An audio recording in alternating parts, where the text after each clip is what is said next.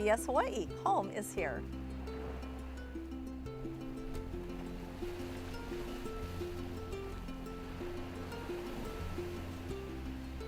Local broadcasts of Insights on PBS Hawaiʻi are made possible by the support of viewers like you. Mahalo, and by Carl Smith Ball, providing legal services throughout Hawaii and the Pacific since 1857, making a positive difference in the communities where we live and work. It has been nearly 40 years since the Hawaiian language immersion program was started, and today there are more than 20,000 Hawaiian language speakers. In recent decades, Hawaii has made great strides in teaching and preserving ʻŌlelo Hawaiʻi. But are we doing enough to keep up with the demand to learn the language and to normalize its use? Join the discussion as we talk about expanding ʻŌlelo Hawaiʻi across the state.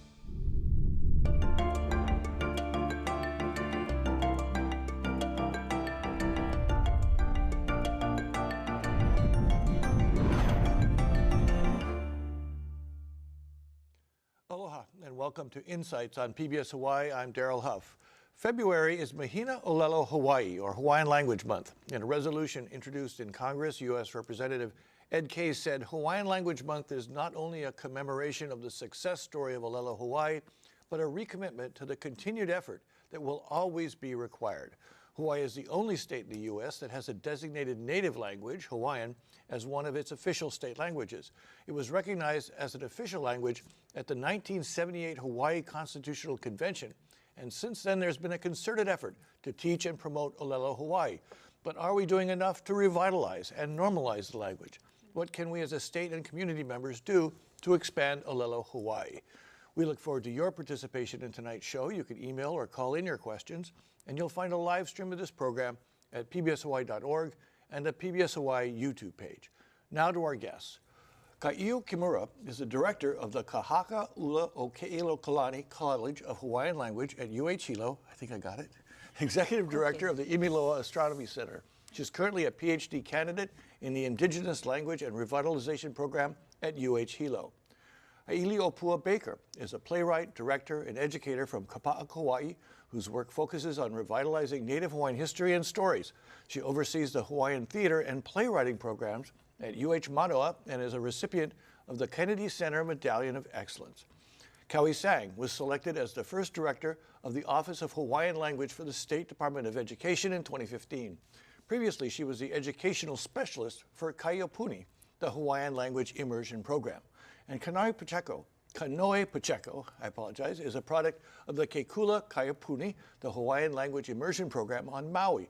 She holds bachelor's degrees in Hawaiian Language and Hawaiian Studies from Mānoa. She currently works at Maui College as an academic support specialist.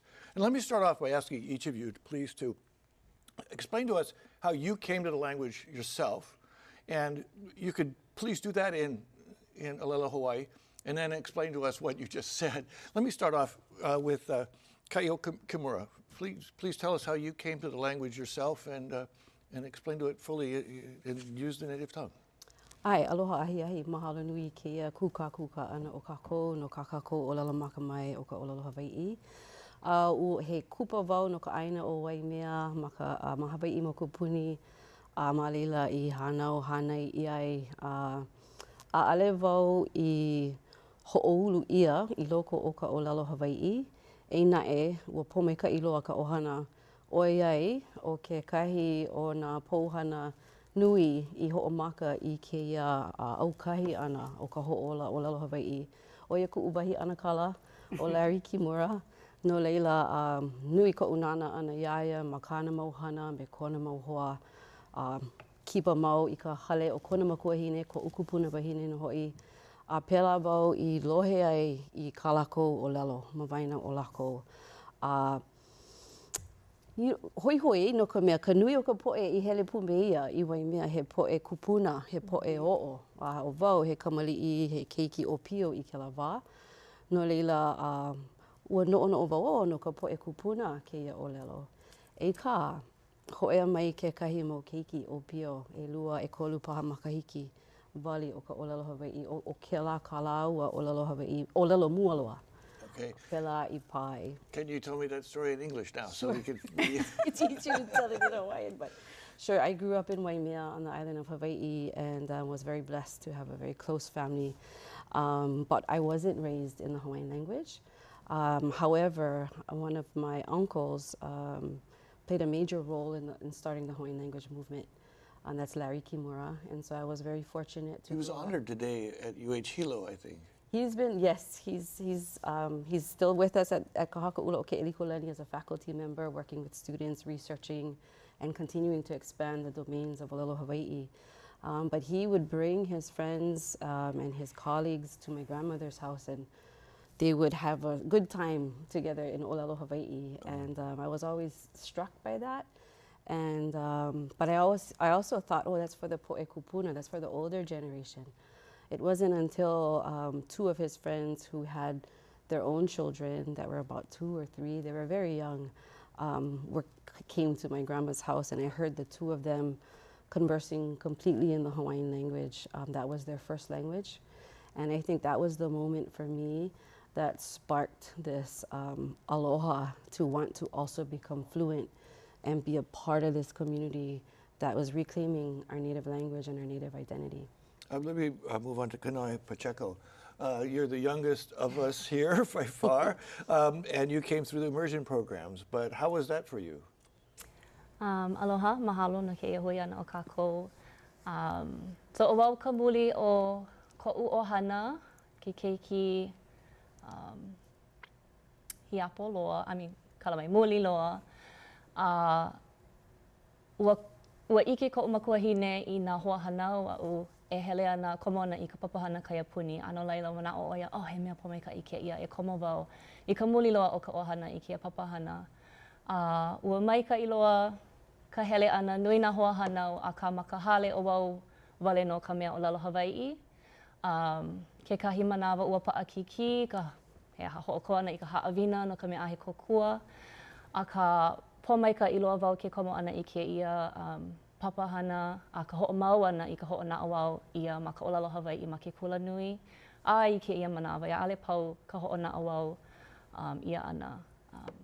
Okay, so now let me hear it in English. So I am the youngest of my family. All of my older siblings didn't go through the Kaiapuni program, and at the time I had about 4 or 5 cousins that were already in the program, so my mom wanted to put me in kind of as a last resort, but she wanted at least one of her children to speak. My mom is not Hawaiian, my dad is, and actually my great-grandmother on my dad's side spoke a little bit of Hawaiian. But yeah, going through the program was amazing. I had a lot of support in the program, but at home I was the only one who spoke. So at times it was hard to complete homework and whatnot, but overall I'm just very grateful to my mother to have put me through the program and learned in Hawaiian culture and language and continue to learn to this day. Those things really go together. Kauʻi saying, can you give us a little shorter version? Hiki, e lua wale no kanaka o ko'u ohana, hana ia wau mawai manalo. E lua kanaka I loko o ko'u ohana. Nā mea I o kumu ia ka hoihoi ke komo I loko o ka ʻŌlelo Hawaiʻi o ko'u makua kāne ka mua Anthony Haulani sang. Ma kona hanai ana ia makou, ua haʻaheo no ʻoia I kona ʻano Hawaiʻi, I naʻe ʻaʻale ʻoia I ʻŌlelo Hawaiʻi, ʻaʻale wali ka ʻŌlelo. Hiki ai ke hoʻopuka I ke kahi o ka ʻŌlelo, a ka ʻaʻale I hiki ai ke hana ia mākou ma ka ʻŌlelo Hawaiʻi. Ka ua ʻike ia kona iʻini, me kona hoihoi me kana koi ana ia mākou e aʻo I ka ʻŌlelo Hawaiʻi. O ka lua o ke kanaka koʻu ke kuʻana o Kanoe ke aloha, ma ka hanai ana I kāna mau keiki, ua hoʻokomo I kāna mau keiki ʻelua o ke akalaua o ke ola I loko o ka papahana Kaiapuni. A ma laila wau I ike ai ka hiki ke keiki ke a apo pono, hoʻomaka e wali ka ʻōlelo I loko o ka ʻohana kekahi. A ike ia no kekahi ano oni ana o ka ʻohana, ka hoihoi, ka hoʻohoihoi ana I ka ʻohana e aʻo I ka ʻōlelo wai kekahi a ka e imi aku I ka ike o ka mākou kupuna. And so what I just shared was that there are 2 sort of folks in my own ohana that were critical to sort of my decision to focus on ʻŌlelo Hawaiʻi. The first was my father. He was a very proud Hawaiian, and he always maintained that pride in everything that he did, except that he couldn't speak Hawaiian. And he wanted that for his children, and he basically said, well, because I couldn't have it, you will all learn how to speak Hawaiian, you will go to school and you will speak Hawaiian. Unfortunately, at the time, the public education school, we were able to take Hawaiian language classes in high school. Makalapu Ka'avo was my first school. That's unusual, though. Yeah, right? yeah. And so all 7 of my siblings all took classes from Makalapua. And then the other person was my sister Kanoe. She knew very well, like when her kids were young, the program was just opening, that she wanted her kids to be in immersion. And so she enrolled both of her children, both of her boys into the program. And it was then that I saw, the value of what could be, just watching kids grow up in ʻŌlelo Hawaiʻi. Perfect. Hey, Hailiʻōpua Baker, your story, please. Hi. Waipuna lau ke aloha e nā hoa kuka e nonoho nei ma ke ia panela malalo ka malu o PBS. Aloha no kākou. Aloha. Aloha e nā hoa maka maka e nana ana ma ke kiwi paha ma ko o kou mau hale. Mahalo I ke ia kono ana e noho pū kākou. Kuka I ka ʻŌlelo Hawaiʻi. No iho wa launa wau I ka ʻōlelo I ko ua kamaliʻi ma ka hale pule. E like me Kauʻi ho I ke muai o St. Catherine's ma Kauʻi. Leila I koʻu neʻe ana I Oʻahu nei no ka hele kulanui. Komo pū maʻua o koʻu koko ʻolua I loko nā papa ʻōlelo Hawaiʻi ma ke kulanui o Hawaiʻi ma Mānoa. Ma leila no I hoʻohiki ai maʻua, oi ana ka ʻōlelo mua o ka hale, oi ana ka ʻōlelo a ka maʻua mau keiki. Summary, subtitles, yes. Good evening to everyone. Mahalo to PBS for hosting this event, and as well to you, Daryl, for having us here. I think my exposure to ʻŌlelo Hawaiʻi was in my childhood, throughout my teens, primarily at church. We would have music as well as some passages that we would have to recite in ʻŌlelo Hawaiʻi. However, I did not become conversational until I enrolled in the university at Mānoa, where my partner and I began our journeys in learning ʻŌlelo Hawaiʻi, and it was there that we made the commitment to make ʻŌlelo Hawaiʻi the language of our household. And at that time, we were thinking if we had children, that was going to be their first language, and that was a commitment we made and have upheld. Let me just ask, why is this, each of you came to it and then had to put some effort into learning? It's not like it came to you from all the family and you just absorbed it. You all had to make effort. Why was that important? Why was it important to you to learn it? And why is it important for us to hopefully learn some of it ourselves? I think for me, it became, I went to school at Kamehameha School on this island at Kapālama, and I cherish and appreciate that education. But Hawaiian language wasn't the language medium that delivered our educational experiences. It was a course, and that was Nui ka mahalo, ia Kamehameha no kela. And after graduating and going to Hilo and working in the Hawaiian medium schools there, like Nawahi, Okalani, Opu'u, I could see the difference between the value set embedded in the language and in the educational system that these students were receiving that was much more grounded in who we are as people from Hawaii, the way in which people care for each other, the way in which we articulate our connections to the world around us, the rigor of it in terms of an educational setting. I think it was very nui ka mahalo I like me Kaʻiu ia Kamehameha, and that educational experience there, I don't think I would be where I'm at without having had that, but also seeing the value that students were having going, and not just the students, but the entire family, going through Hawaiian medium and Hawaiian immersion schools. When you say value set, and let me ask Hailiʻōpua, when you hear value set, what is the value set that you see associated with language, the language? Yeah, I'd like to answer that, but before, I just want to respond to your question about the effort. Oh, sure. Okay. Why is there so much effort needed? We have so much effort in language revitalization because of our colonial past and the attempted linguicide that happened here in Hawaii. A lot to overcome. Right. So it's not something that we could acquire easily.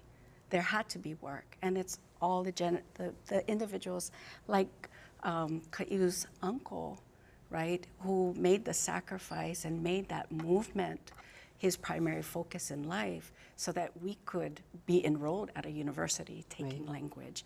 So I just want to mahalo all the people who made those efforts so that we actually have a path to walk on today. And accessibility is now there.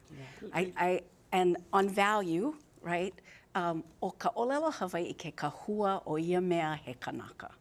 Yeah, o ia ka mea Hawaiʻi ai kākou, right? So our language is what makes us who we are. It is the foundation of our knowledge and our culture and our understanding of our mo'olelo, our stories, where we came from, where our kupuna came from, how we're connected to our aina. Without it, yeah, we're not kanaka Maoli.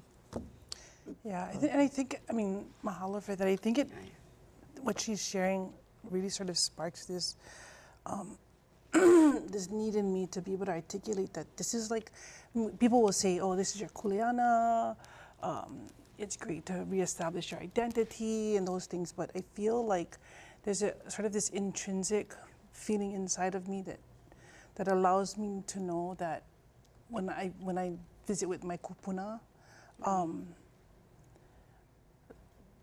they can be proud of the fact that ʻŌlelo Hawaiʻi is not just something that I can do and that my children can do, but that it's starting to sort of take over who we are as Kanaka, but also re-enter into the spaces that were taken away from them. So. Let me just give Kanoe a chance. You're hearing your sorry to say elders talk about this.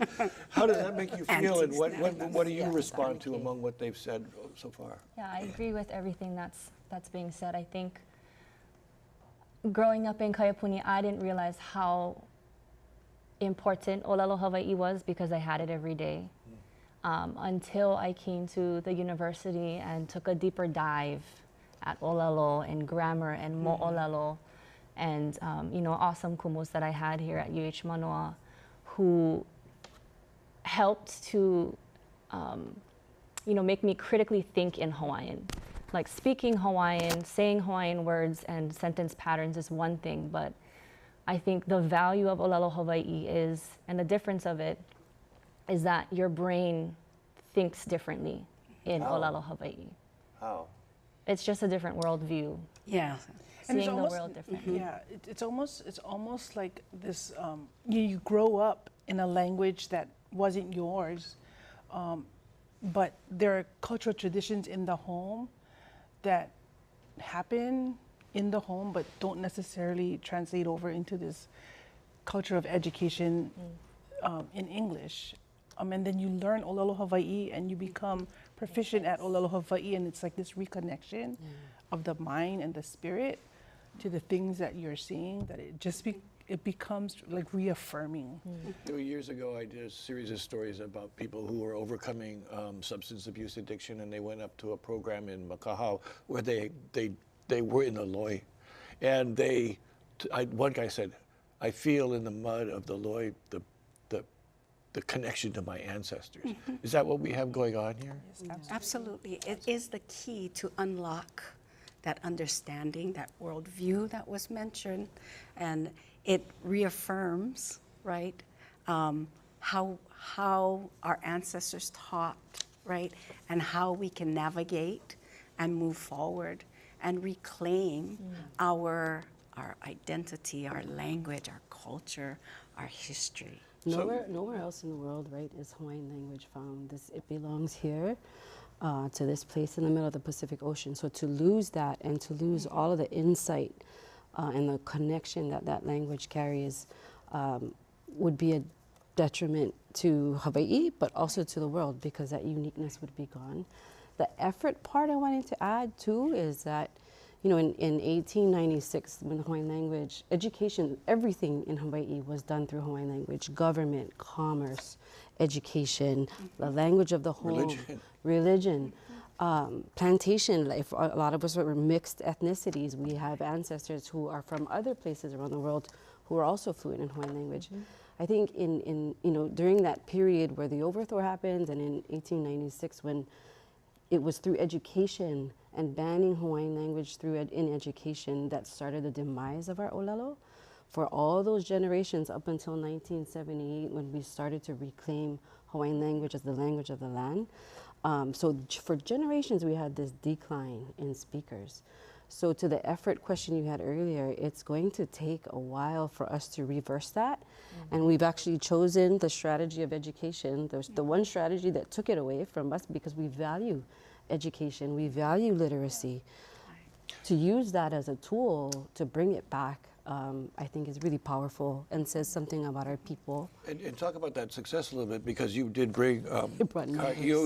you brought some numbers with you. Can you express how things have changed? It's interesting because, you know, in comparing the census of 2016 and 2024, across the island chain in 2016, we had about 18,400 fluent speakers that marked on their census that Hawaiian language is a language of the home. 18,000 in 2016. Okay. In 2024, that jumped up 48% to 27,000, a little over 27,000.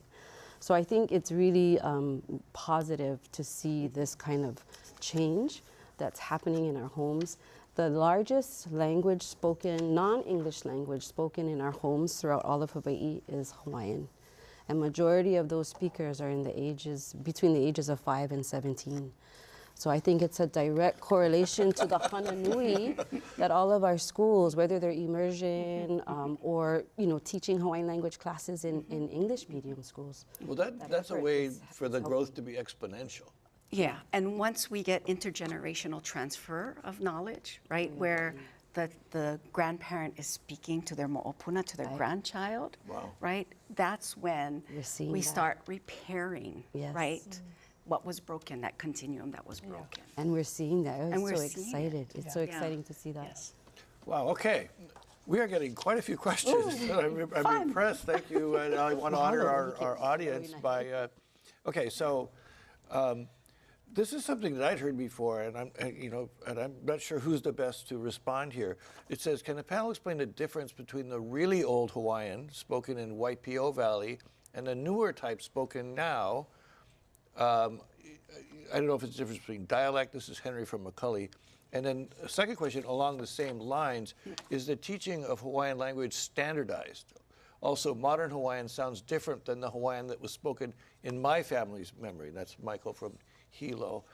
Who wants to, Hailiʻōpua, what do you think? We can all probably share something and answer it as a collective. Sure. I think on the idea of old Hawaiian, new Hawaiian, those who study language, linguists, my partner's a linguist, they'll tell you that there were different dialects probably across our island chain. And yes, things were standardized when the language started being institutionalized at the university level, and even at the Kaʻiapuni. So we talk about Kamehameha uniting the islands. Was there an effort to, were the dialects so different that from one island to the other they wouldn't understand each other? You know, I think very smart wahine works in my office, longtime educator Aaliyah Austin. She and I were having a conversation about this concept of dialects. I think the way to sort of talk about this idea is that, you know, Hawaiian was spoken in communities that were sort of remote from each other, and so the way that the language evolves was really dependent on the way that folks spoke in local communities. And so, you know, there might be people out in Hana that say things in a way that pronounce things in a way that are different than folks who are in Waikiki might have pronounced those words during in the past. And I think sort of transitioning into this period when there was a lot of language happening to almost no language happening, and this sort of need to relearn how to speak Hawaiian and how to connect back to those things that were part of who we are, is where we're at right now and where we're coming out of. And so to compare, I think, the two without considering the context for language is a little bit difficult. So I noticed both of these questions are like place specific, right? One was Waipio Valley, the other one was Hilo. You know, so that's maybe it. It's perfectly natural, right? So now is it standard, like Kanoe, like, are they very strict? Are you folks very strict? I know you help teach too, right? About this is the way it is now. I think that there are, like, when you speak of standardization, I think there are set analula or sentence structures that are used across the board. I know you guys do some standardized testing, mako ʻŌlelo Hawaiʻi, but Oh, that's an issue too, right? It's I the think testing. that, yeah, I think that it's also different to this day at each school, like how ʻŌlelo Hawaiʻi is taught. Like from one immersion school to another? Perhaps, yeah. Is that kind of an issue, or? I mean, I could see if we were looking to measure proficiency against a single standard, then that could potentially be an issue. But if we're trying to preserve the language of the community, then that actually works to their advantage to be able to do that. Sometimes the systems that are in place, the colonial systems that are in place, force us into this standardization process, exactly. Which doesn't always play out the way. You know, you mentioned, you know, having a grandpa and grandma talking to the keiki, and then you go, yeah, grandpa, they have to be able to figure out what works for them outside of a standard thing that grandpa or grandma might not go, what, you know. Yeah, and that's really interesting, right? Because I think for many families, maybe transition didn't break in their family lines, and so there's this language that has naturally passed down to the younger generations. But for the majority, I think in Hawaii, we're reclaiming that, right? So we're very fortunate in Hawaii to have had kupuna that were took very quickly to writing. And they documented tons of information, you know, early on when Western arrivals started happening. So we have this amazing wealth of knowledge documented by native language speakers.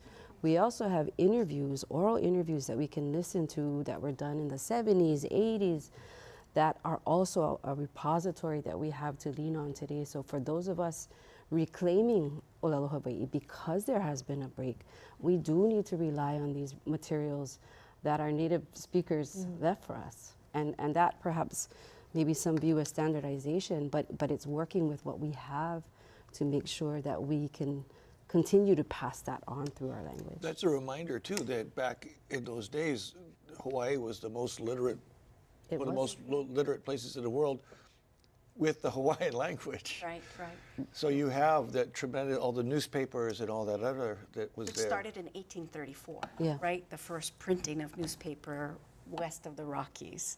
And so those two repositories, the recording, right, audio, materials that we can listen to, the newspapers, those are means for us as language learners, second language speakers, to continue to push ourselves to elevate our language and to try and match the fluency that our kupuna had, you know, around the turn of the century when they were publishing all these different stories and the news of the day, what was happening. Gossip, right? And all these stories from around the world that were translated into ʻŌlelo Hawaiʻi as well. That wealth of knowledge, you know, that's where we kind of sit at the university with our students and have them read these things so that we can talk about, okay, where are we in fluency and what more can we achieve? How much more we can push ourselves so that we do start sounding more like our kupuna did. So some other questions are a little more of the practical, nuts and bolts. How do we get more people access to learning this? I think it's a stretch for a lot of families, who are not Hawaiian or might only be part Hawaiian, to have their kids go to a immersion school, because that's might be a little bit, I'm just going to use the word scary for another word, because you want to protect your kids, you want to make sure everything goes well. I know from meeting many kids who've gone through immersion, they do just fine. Yep. But I think that a lot of people, it's a little scary. So one question is, should ʻŌlelo Hawaiʻi be required to teach in all schools here? What do you guys think about that? Well, I know that in the So you're a DOE. I am in the Department of Education, and I know that in the last couple of years there's been an effort, there's been some bills introduced in the legislature that would require that to take place, and as a matter of fact there's a bill in the legislature now that would require that all students graduate with at least 2 years of ʻŌlelo Hawaiʻi. Beautiful. In their graduation credit requirements. One of the issues that presents itself if we were to do that is capacity, and whether or not the department would have capacity to be able to deliver to that goal. Of course, I'm always going to say yes, more is better. As a matter of fact, you have to have teachers there for them. Yeah, and so one of the efforts that we focused on in the Department of Education was to provide free Hawaiian language courses to all of our faculty staff and staff of the Department of Education, and we did that for about 5 semesters. We had the funding to do it. The funding has sort of run dry a little bit, but as soon as I can find more money, I'd love to, restart that. How did that go? It went really well. We had about 5,000 folks take classes, enrollment classes in the Department of Education. 5,000 individuals in the Department of Education. Wow. And are they using that now, do you think? Some of them, when they see me, they say, "Hey, I was one of the folks that benefited from that, and now I fund my own, learning in ʻŌlelo Hawaiʻi. I continue to take classes." A few teachers too who are like, now I want to add Kaiapuni as a field to my license. Yeah. Oh, I see. So there's a certification. Well, they took the first 2 years, and then they're like, "Okay, I want to continue and add that to my license to have the option to teach language or Kaiapuni." I remember I took German at Kalani High School. They didn't offer Hawaiian. They offered German, they offered French, they offered Spanish, because Kalani had plenty kids wanted foreign language, sorry. But they didn't offer Hawaiian. And going to UH, you had to take a foreign language. If they made you at UH take 2 years of Hawaiian and Hawaiian culture, that would affect a lot of people. Are we anywhere near to the point where we would have that many people who could teach that at the UH level? I mean, capacity is always an issue. I think that we try to put our kumu where they're needed first, which is for the DOE, it's in the Kaiapuni. I know that there are a few pushes at the university level for general ed requirements and requiring a few more Hawaiian studies and Hawaiian language classes for the entirety of the university, but those are still in the works. I think one of the challenges with the teaching everything through Hawaiian language, right? Not just teaching a Hawaiian language class. There's a difference in the level of fluency required for somebody that's going to teach biology through Hawaiian than teach Hawaiian language. Well, that's what I was going to say. My German teacher was not German.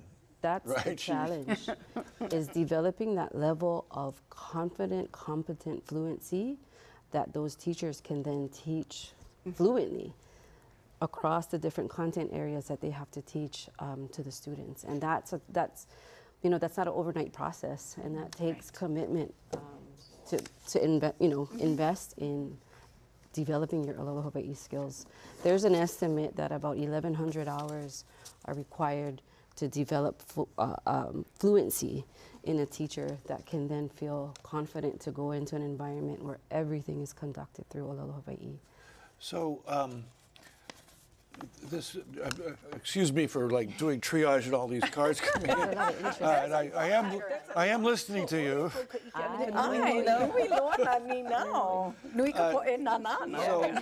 So, Shannon in Hawaii Kai, is there a place I can go to learn ʻŌlelo Hawaiʻi? And are there any free ʻŌlelo classes online? Kuipo on Mililani asks, what access do people like me have to, classes? There's a number of different programs represented at the table here. I think we're all connected to various programs. At the University of Hawaii at Mānoa, Kaʻiu Center for Hawaiian Language has beginning into graduate level classes. There's also a program that runs in the summer that gives opportunity to people when they might have a little bit more time. This is at the UH Manoa School of Hawaiian Studies. Okay. Hawaiian language. Hawaiian language. Oh, is it a separate school? Well, Hawaii Nuiakea School of Hawaiian Knowledge houses 3 centers. Okay. One of which is Kaʻiu Center for Hawaiian Language. Then there's Kamakakua Center for Hawaiian Studies, and Kapapalo'i o Kanoe. Okay. Yeah. So, outside of UH Mānoa, where else? Because there's a lot of other places. Yeah. I'll just jump in and say that the Department of Education continues to offer at very low cost Hawaiian language classes through adult education programs. Oh, so the adult school. And so the demand will determine how many courses are offered. Oh, I see. So if people are interested in this, they should call DOE and say, I'd like to take Hawaiian at McKinley High School. Adult education. Yeah. So, and we've increased the amount of classes that have been made available through community schools school for adults over the past couple of years because of the increased desire to learn ʻŌlelo Hawaiʻi, and it's low cost. What is, there's a really interesting question. Leikihoi, Kailua Kona. As a lawyer and a therapist, I was put on leave of absence without pay for speaking ʻŌlelo when I worked in the prison system. I sued the state in 1998 and won the case. Now prisoners are allowed to speak Hawaiian. Are there more lawsuits out there like this, and should there be more? This goes to the question of, it's an official language, but what's its actual status in terms of the rights of a citizen or, of rights of someone to speak in certain venues? Which one of you would like to take that one on? I think one of the more recent cases was a lawsuit that was filed against the Department of Education with an ʻohana who was requesting access to Kaipuni education on the island of Lanai. And through that litigation, the department was asked in... Ordered or asked? Ordered. Ordered, asked. We had to make sure that we could negotiate spaces where, first of all, those students that were part of that lawsuit could get additional supports, not just access, but additional supports to ʻŌlelo Hawaiʻi classes that would allow them to then transition back into a Hawaiian language immersion school. So does that mean that under the legal system, students have a right to demand and have access to immersion programs? The department is required to provide reasonable access. And so in that case, reasonable access for that ʻohana particularly looked like providing transportation from Lanai to Lahaina Luna. Really? Allowing students to enroll at Lahaina Luna and dorm there. And then providing additional tutoring support and in-school and after-school support for those students. How long ago was that? The first daughter of that ʻohana, I think, graduated last year. Really? Yeah. That'd be an interesting story. Yeah. Or maybe you folks know them? I have a lot of emergency hires and long-term subs teachers who are at Lanai Elementary and High in our program now. So describe your program for me, Kanoe. Describe your program, because I don't think people know what it is or where it is or what it does. Yeah, so at UH Maui College, I, along with my colleague Maluhia, we kind of facilitate this teacher pathway program, and the need for this program was really just the number of teachers who are already teaching in classrooms in the Department of Education, but their status as teachers are emergency hires or long-term subs, so they're not getting you know, the Civil servant. just any of the benefits that a regular teacher gets. So finding more accessible pathways for these teachers to be licensed. So for our specific program, we offer tuition-free coursework, one-on-one advising, professional development, and then we offer a free substitute teaching certification. And it really is just to help support anyone who's interested in becoming a teacher and kind of walk them through the process. Does this exist on the other campuses? This is something that we're trying to inspire other campuses to adopt, you know, so we can all grow teachers. But our program right now kind of services all of the different islands.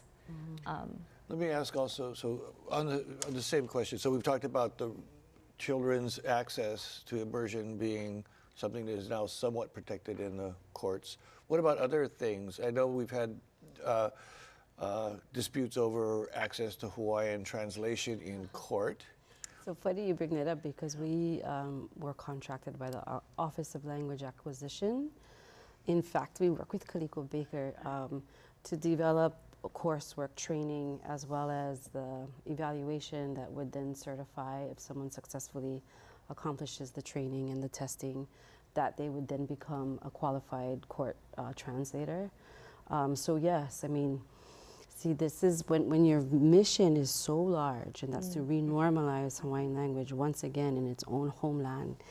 You have to figure out ways to build training and programs that not only go to the schools, which is core because that's the next generation of speakers, the support system. but then you've also got to figure out how to support the growth of the language in other domains so that it is existing and functioning in the community, even for the judiciary system or for government. So I think that what people get confused about, and I have a question here from Diane from Kauʻi. In Canada, French is the official second language, and you see it all over. Would it be possible to get Hawaiian language more places, such as packaging of things we consume? I just flew to Canada recently, and they did the safety briefing, but you could tell none of the crew actually knew how to speak French, so they just played a recording. But we heard it, you know, and so, I mean, does stuff like that need to happen? Would you like to see things like that? Absolutely, absolutely. I think expanding language domains, as was mentioned, you know, we're very fortunate to be able to create new work for the stage in ʻŌlelo Hawaiʻi. I was going to just say, the arts is a right, big and so way. the arts is very important, I think, to the health of our language and the health of our people, so that we can learn to express ourselves and every range of emotion, right? To be able to tell our stories, and Kanoe's been a part of ʻAʻia Holding On. So What's that? It was a production that we did and toured to New York, actually. Really? But being able to express ourselves as Kanaka in our language in various types of situations is very important. So the idea of role play in the classroom, right? Even in the community, and handing those tools over to teachers so they can use them in the classroom, right? Is really important to the vibrancy of the language. And the growth of our language and building our capacity as well. Well, then if you could entertain with it, right? Just like the music, right? Most of us, our main access to Hawaiian language is through music.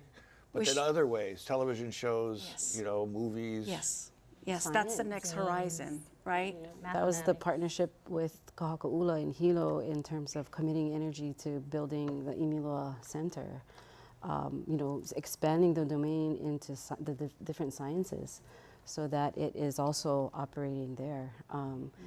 It's great to see our keiki graduating now from these immersion schools, going into various professional fields, lawyers, doctors, business people, entertaining. I mean, there's just it's amazing to see the diversity of interests that our students are having and the domains that they're expanding just from the fact that they're fluent in Hawaiian language. So we need to support more of that, I think, in order to ensure its vibrancy. I feel like in the early days of Kaiapuni education, and I'm not even from the early days, quite honestly, you know, there was this narrative that the only thing that students out of our Hawaiian language immersion schools could do was to be a kumu, a Kaʻiapuni teacher, or to be a hula dancer. And I think our graduates have proven that theory to be completely false. They are doing all kinds of amazing things all over the world. Anything you do in English, you can do in ʻŌlelo Hawaiʻi, right? You know, one thing that struck me about this, our conversation about the rights of people and the idea that you would have a translator in court to translate from Hawaiian to English, when most likely that person speaking Hawaii is probably fluent in English as well. So how is that? I think the average person might be a little confused. Like, if a person can speak English, why would they be seeking a service so they could speak Hawaiian to almost be translated ineffectively? I mean, there's a little... What if Hawaiian is their first language? Well, see, are there people now? Yes. Absolutely. Okay, that was my next, that was where I was going. Yeah, we have a number of people who that's their first language. Our children, that's their first language. And they're probably fluent in English too. However, being that it's their first language now, the comfort and the, you know, going back to your natural language in situations like being in court, it commands the need for Hawaiian language to be available in that courtroom. Yeah, in our deepest emotions, we go back to our first language. Yeah. Right? That's the core of who we are. And so to deny someone access to express themselves in their first language is highly problematic, right? I think it's also like holding, you know, the government accountable. It is an official language, so we should have the ability to express ourselves in ʻŌlelo Hawaiʻi in all facets of the government. Yeah, in the early 90s, I just wanted to No, say you guys about are doing expressing good. Just keep it up. ourselves. It's fine. In the early 90s, when we were learning ʻŌlelo Hawaiʻi at the university, there was this push to write our checks in Hawaiian. Oh, yeah. So everybody was like, I'm going to my bank and I'm going to write this in ʻŌlelo Hawaiʻi. And that was part of, I think, our activism, right? Language activism to really be able to... I'm going to tell the bus driver where I want to go. Aye, You know, aye. like that. Yeah. That, I mean, there should be a bus driver who can ʻŌlelo Hawaiʻi, right? Well, since all the street names There are are that pilots quiet on already. Yeah, there's pilots. There's pilots, yeah. You know, so this takes me back to the question about effort. I feel so much privilege and honor to be able to do the work that I do. Sometimes they translate the word kuleana to privilege, but also like this deep sense of because you can, you should. And I think that is something that should transfer over to government. The mindset that because you can, you should. And it should also transfer over to folks that make Hawaii their home, that call Hawaii their home. That there's a kuleana there, there's a privilege there to be able to learn the language, use the language, and give breath to it so that it's living again in all of our spaces. And so I think it's important to think about not just like this idea of a mandate or should be done, but like it should be done. How does being able to speak the language help connect you to the history as well as just the culture? Because I have a question here. How does learning Hawaiian language enforce the value of sovereignty and inclusion in Hawaii? From Alice. That's a very big question. That's a big question. And I think you know, I kind of mentioned it earlier, you know, so many different ethnicities that rooted in Hawaii, from immigrant kupuna, Hawaiian language became their language as well. I have Japanese ancestors that worked on Parker Ranch in Waimea who became fluent in Hawaiian language because that was the language of the ranch. So I think Hawaiian language isn't, it's not necessarily an ethnic thing.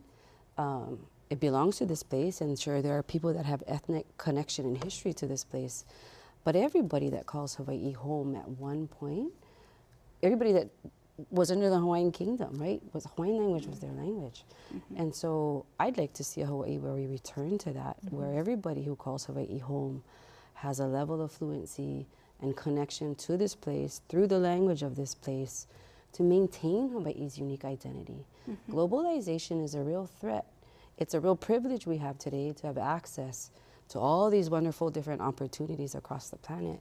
But it is also a threat to an endangered language that is struggling to survive in a accelerating world. So that's why I say it really commands spaces, even though we can speak English, if normalization and if honoring Hawaiian language as an official language of this place is our goal, then we need to not just limit it to places where only people who speak Hawaiian speak it. Aye. You wouldn't move to Italy I would not. and if I didn't refuse to learn the language, Pololei. right? So the same should be In some countries, that's the requirement for citizenship. Right. You It's have to fluency speak the in language. Yeah. Well, I'm feeling so shame right now for not. There's always time to learn. There's still time to learn. Yeah. Well, Duolingo. speaking of learning, in terms of adult education, what do the participants think about online classes that are popping up? My other question is, if there's such a thing as learning conversational Hawaiian without the emphasis on grammar over actually speaking, I guess, conversational versus more formal. That's Judith from email. And where do you recommend people go if they want to just start picking at it, get started? There's resources online. There's a number of different programs. I know through Hilo there was programs. In the community, if you have a child, if you have a child in an immersion school, there is classes for the parents. Oh, really? Right? Those are free classes. There's so many possibilities. Are you seeing people of other ethnicities going into immersion schools now? Yeah. Oh, yes. Really? Okay. Yes. As early as, I mean, I wasn't in the early years, but there's always been a mix of people interested in learning ʻŌlelo Hawaiʻi. And then what does it academically do? I mean, I know having a second language of any language helps kids learn better in their own language. Is that generally considered to be true in immersion programs as well? I mean, you're learning primarily in Hawaiian, but does it also academically challenge you and move you along as a child? I mean, Kanoe, why don't you're the most recent to experience it. I'd say yes. So there are different models for Kaiapuni schools. So for the program that I went to on Maui, elementary is everything mako ʻŌlelo Hawaiʻi, everything by Hawaiian, and then once you get to middle school, you start to take classes, what we called on the English side, and that's because there wasn't a capacity for teachers to teach the tougher content areas like math, science, English. So I had a mix of the two. I didn't particularly have any issues. Well, you're pretty smart too. But yeah, Let me go back though. I want to just get an answer to that particular question about conversational versus a little bit more rigid learning. Saying, is there a difference there? And is it better? Can people just pick it up as a conversational process learning, or should they go through a formal process of learning? I would imagine that response is related to readiness and willingness and openness. I think as adults, the older you get, the more filters you have. And so language learning becomes a little bit more difficult as an adult. I remember teaching an adult Hawaiian language class as a way to give back to my community. Got scholarships to go to school, and so I wanted to give back to my community that provided scholarships to me. And so I hosted a Hawaiian language class. And one of the requirements was that we weren't doing paper, pencil grammar learning, that we were doing hands-on conversational things around different contexts. Took them to the store, we learned vocabulary in the store, and we had them shop in the store.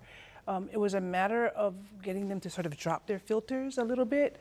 And so I wasn't looking for accuracy. I wasn't looking for every single word to be spoken in Hawaiian. I was looking for folks to drop that filter and commit to starting to pick up and use language more frequently. Tell me that it's not as hard and intimidating as it looks to someone who hasn't done it before, because I've always struggled, and I'm embarrassed by how much I struggle with long Hawaiian words that are K's and A's and L's and I's. And, how should people, if they want to just start getting a feel for it, is there a Hawaiian English book that they could get? I mean, I feel like pictures, One of the first activities I did with those adults was to have them pull out a paper and pencil and say, write every single Hawaiian word that you know. You'd be surprised how many You'd be surprised how many words people know. But they just don't trigger that in their brain. They don't until do they're the asked to do it. syntax of the grammar. And so just getting them comfortable with knowing that they can speak Hawaiian, I think is one of the first barriers to get over. I think too that in learning any language, you're gonna be embarrassed. You're gonna feel, oh, I can't do this, so just the commitment to learning ʻŌlelo Hawaiʻi, I think, is the hugest part. And that commitment looks different for everyone. And then, back to what you were saying too about the different modes of learning ʻŌlelo Hawaiʻi, that just depends on what kind of learner you are. If you're an audio learner, a visual learner. Yeah, we're wrapping up, so I just want to say I love that idea of just writing down all the Hawaiian words you know and see where you are, And commit to using those words. And we are done, guys. Oh my Mahalo gosh. for joining us tonight. Wow. And we thank our guest, Kaʻiu Kimura from the University of Hawaii Hilo, Kauʻi Sang, Director of the State Office of Hawaiian Education. When you read it, it's harder, actually. And Hailiʻōpua Baker from the University of Hawaii at Mānoa, and Kanoe Pacheco, graduate from Kaiapuni, a Hawaiian language immersion school. Insights is off next week, but please join us for Kako, Hawaii's town hall, where we will be discussing sports-related concussions and their impact on our residents, young and old. Please join us then. I'm Daryl Huff for Insights on PBS Hawaiʻi. Aloha.